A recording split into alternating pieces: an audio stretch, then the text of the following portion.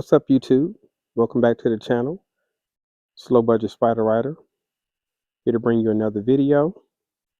Today we'll talk about to mod your spider or not to mod your spider. That will be the question.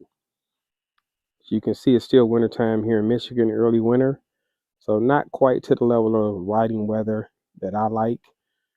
And as I said in the earlier video, this is my time where once snow hits the ground and the weather gets kind of cold, this is when I bring the Spider or any of my other vehicles into the garage to do whatever maintenance needs to be done. And I do have Storm, my 2025 Cam-Spyder RTC to Sky. I do have her broken down just so I can kind of give you a little bit more insight when we talk about modding into today's video. And I'll show you how I modded a few things that I have on this bike, and we'll talk about what mods you should have. And I don't necessarily want to say what mods you should avoid, because really modding is going to really come down to what you're trying to accomplish with your particular bike or vehicle as the owner. So I never like to say you should do this mod or you should do that mod, because whether you mod or you don't mod, it's really going to come down to your preference as an owner. So enough with the walk around. Give me a few minutes to get the camera set up and we'll jump right back into the video.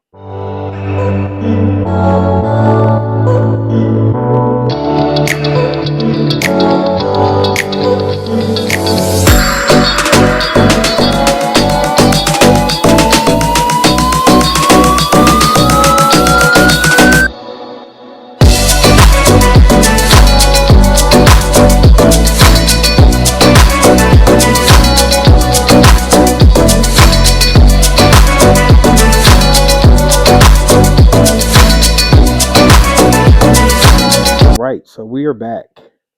Even though it is cold and I'm out here in the garage, I do have my heated jacket on to keep me nice and toasty while we jump into this video. And I do have Storm powered up just to kind of show you some of the lighting mods that I've installed on this bike. Now, why lighting was important to me, I did do an earlier video. It was a very quick video where I talked about, I added lighting and I upgraded the exhaust on this bike because in my profession, I am a retired public safety officer. I spent over 20 years working for a local department here, and a lot of the accidents that I responded to, whether it was day or night, the two biggest things that I always took from that when I would talk to drivers, especially when it would be vehicle versus motorcycle accidents, people would always say, I didn't hear them or I couldn't see them. So as a rider, I've been riding for well over 20 years. I kind of took that to heart. And being as I do a lot of my mods, one of the first things that came to my mind is what can I do as a rider to increase the audio profile and the visual profile of whatever riding platform that I use, whether it's going to be a Can-Am Spyder, whether it's going to be a sport bike, a cruiser, one of your big two-wheel touring bikes. I've owned several different bikes throughout the years that I've ridden. No matter what the riding platform is, all of these platforms can be modified in any way to accomplish your needs as the particular owner. So for me, it was lighting.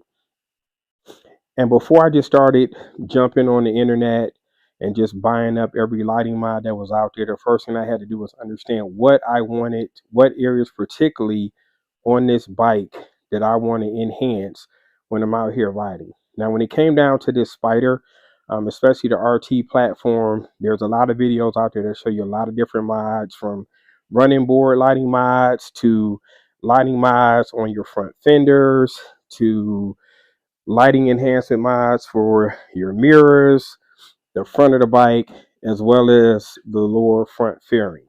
So I really started putting thought in what did I want to add to this bike that was not already present.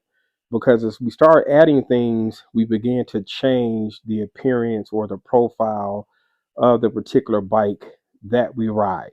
So I wanted to make sure that I was changing me in a way that was going to be, first of all, pleasing for me, because that's the most important thing, but not be too overpowering for other motorists that are on the road. Some people will say what I have done is already overpowering enough, and that's a matter of opinion. I can tell you, when I first installed the running board lighting, on this bike for the front and rear passenger, I did think it was a little too bright.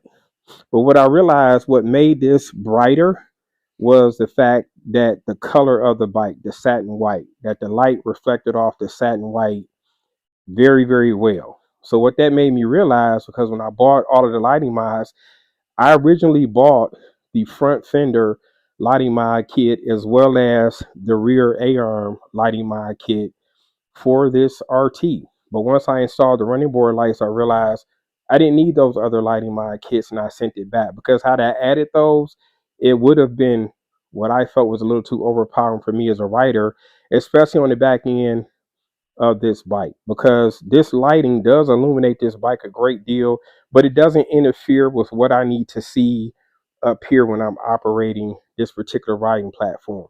And if you add the fender lights, since these are on all the time, and you add the rear A-arm pillar lights as well, you are going to get a lot of visual optical feedback from that lighting up here. And it can be more of a distraction for you as a rider than it probably will be for the riders on the road. In my opinion, I would say you never have too much lighting to where you can't be seen. I think to have for a bike this size, to increase the rear visual profile and the side profile of this bike was probably at the top of my list. And again, I didn't need the front fender lighting because these running board lights do a great job of doing both.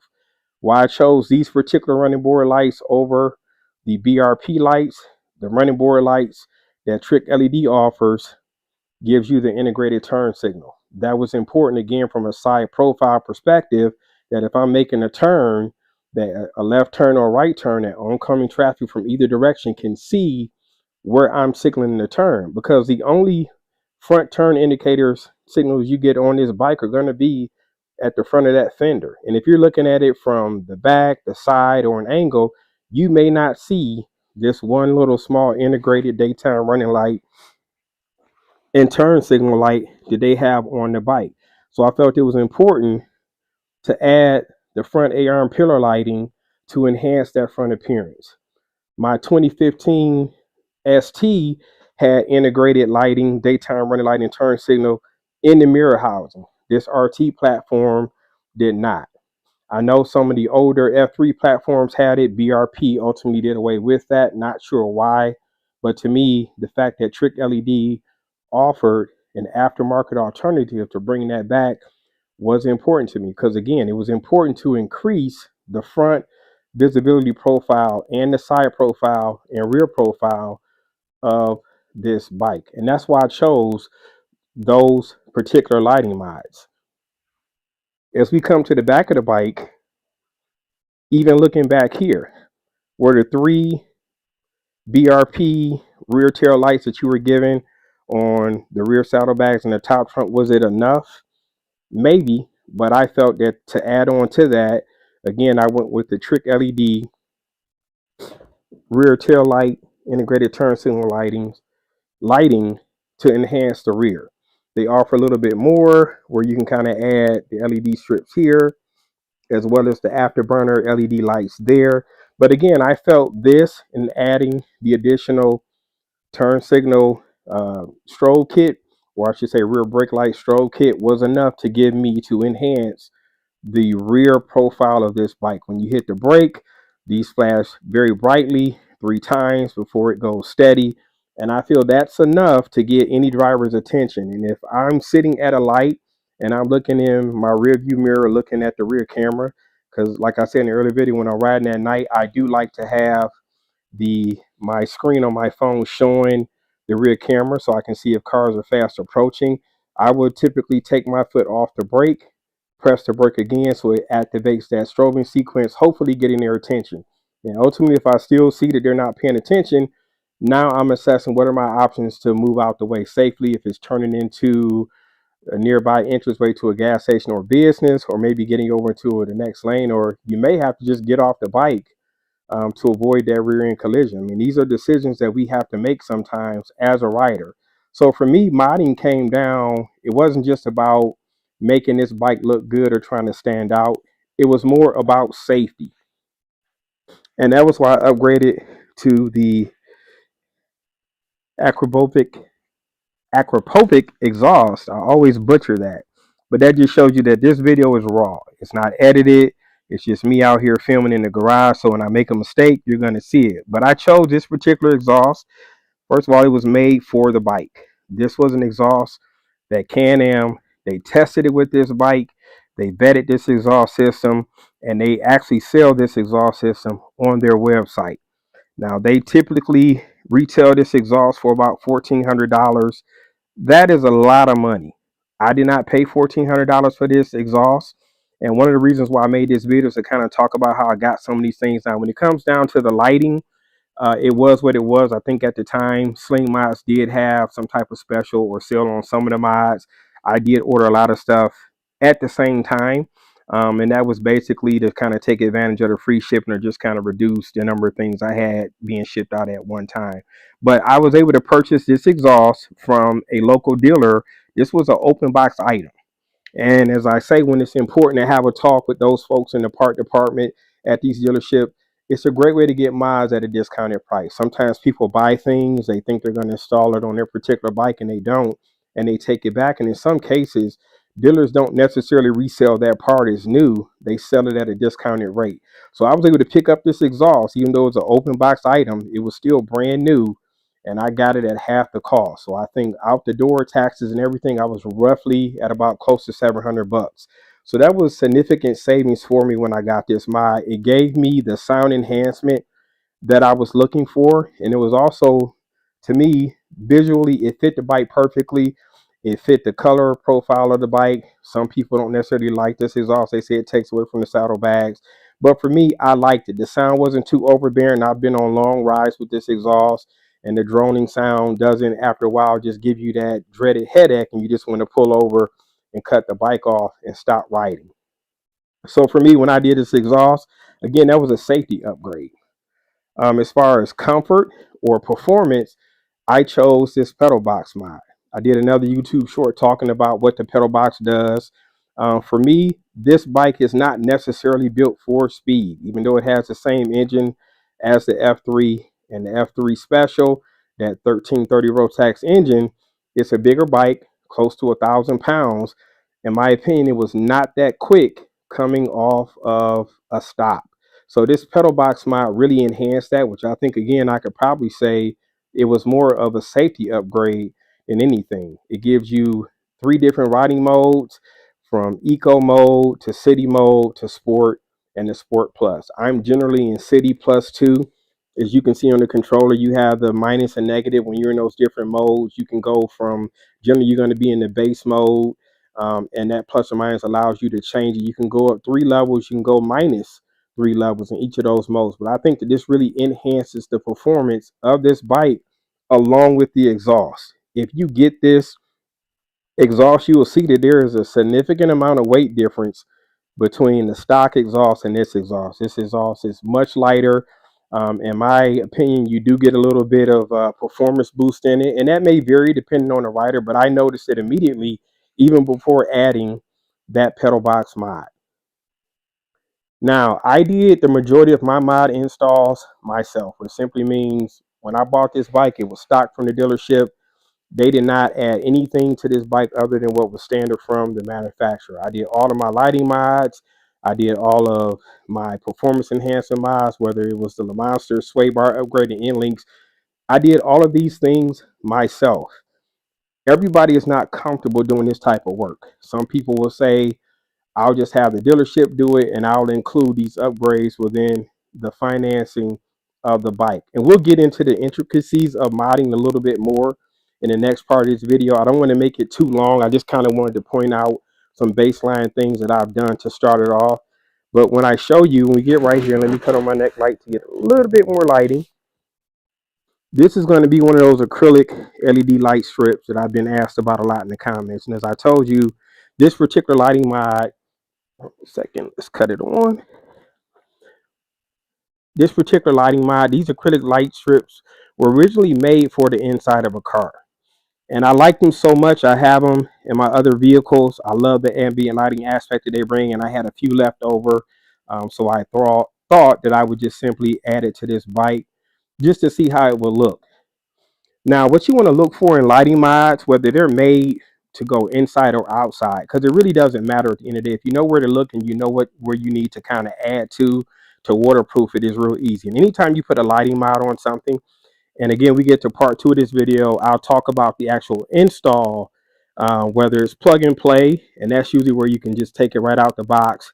It's designed to just plug right into your writing platform and simply go, or what we call a universal install, where it's made for multiple writing platforms, and you have to essentially cut into some wiring or maybe do a little bit more work to get it in there. But essentially, with this one, the 2 areas that I had to modify to make this work outside was going to be right here, and this is going to be on any lighting strip.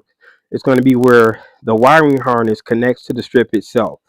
And those big plastic RGB LED lights, you're usually going to have a plastic casing that's going to surround your light strip, because this is acrylic.